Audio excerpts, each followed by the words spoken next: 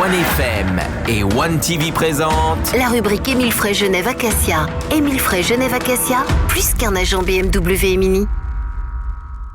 Bonsoir et bienvenue dans la rubrique Émile Frey Genève Acacia. Comme tous les jeudis soirs, on est ravis d'accueillir le directeur d'Émile Frey Genève Acacia, Alexandre Farago. Salut Alex. Salut, bonsoir à tous. Le chef des ventes BMW Mini, David Stutz. Bonsoir à tous. Et David Rodriguez, chef des ventes Opel, DS et Citroën qui est avec nous. Salut David. Bonsoir à tous. Et on va commencer d'ailleurs avec Citroën ce soir parce que, il faut le rappeler, Citroën est à la pointe depuis de très nombreuses années en matière de suspension et c'est pas Alexandre qui va dire le contraire puisqu'il a travaillé en tant que mécano chez Citroën. Oui, bien sûr, j'ai fait mon apprentissage de mécanicien auto chez Citroën.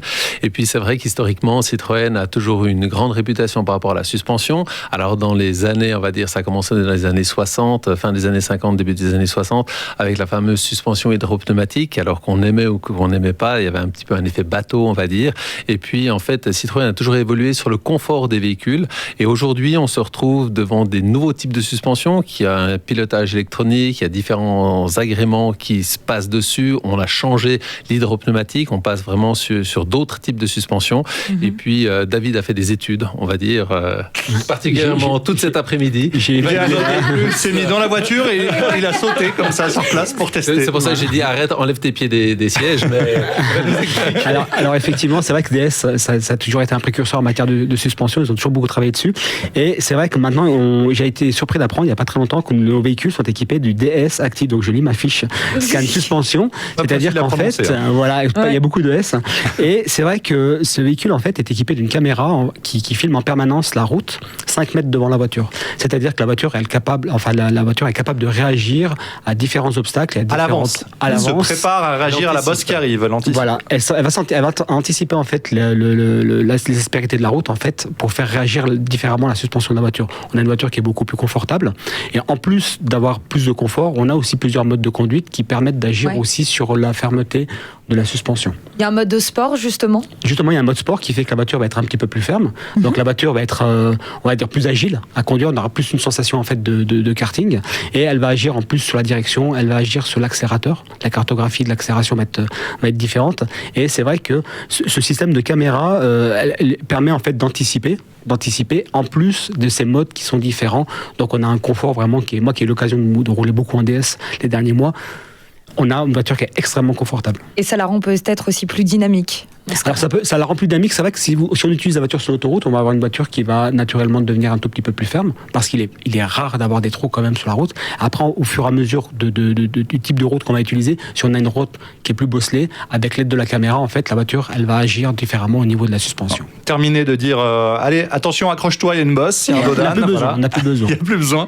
Et on la retrouvera, cette suspension Active Scan, sur la DS7 Crossback notamment. Exactement. Merci beaucoup David. Dans un instant, on parlera de la nouvelle série 4 chez BMW. Restez avec nous dans la suite de la rubrique Émile Frey Genève Acacia.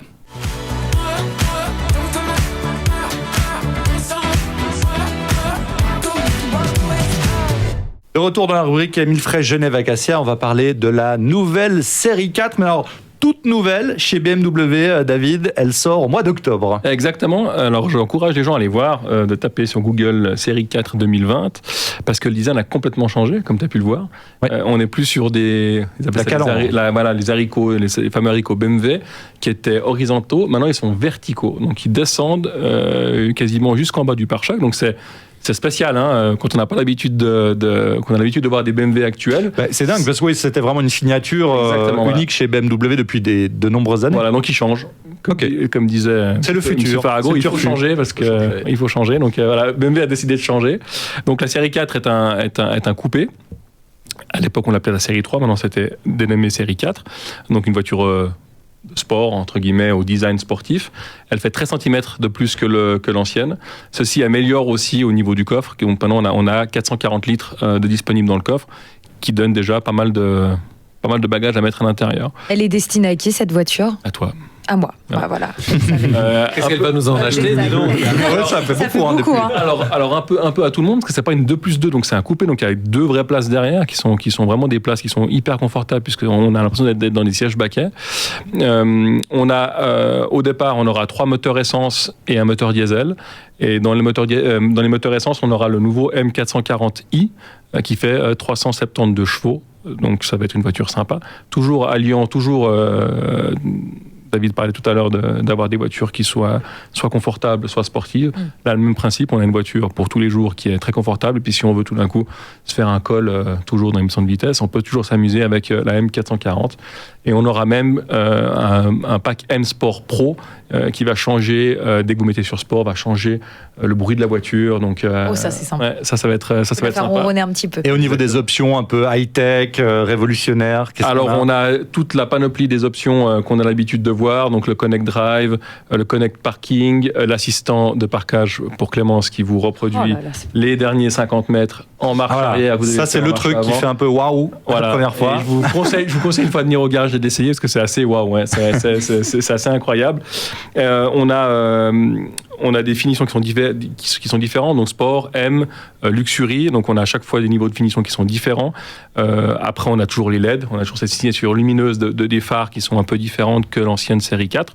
Donc on a vraiment une voiture qui va vraiment changer la gamme BMW qu'on a maintenant. On garde quand même le logo, bien, parce que la signature lumineuse, le design, la calandre. Le logo, il était légèrement un petit peu changé, mais ça fait déjà 3-4 mois.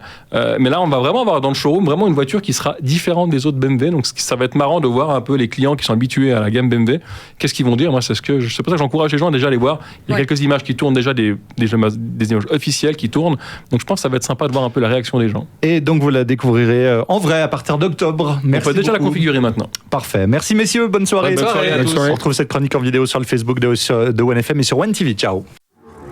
C'était la rubrique Émile Frey Genève Acacia. Émile Frey Genève Acacia, plus qu'un agent BMW et Mini.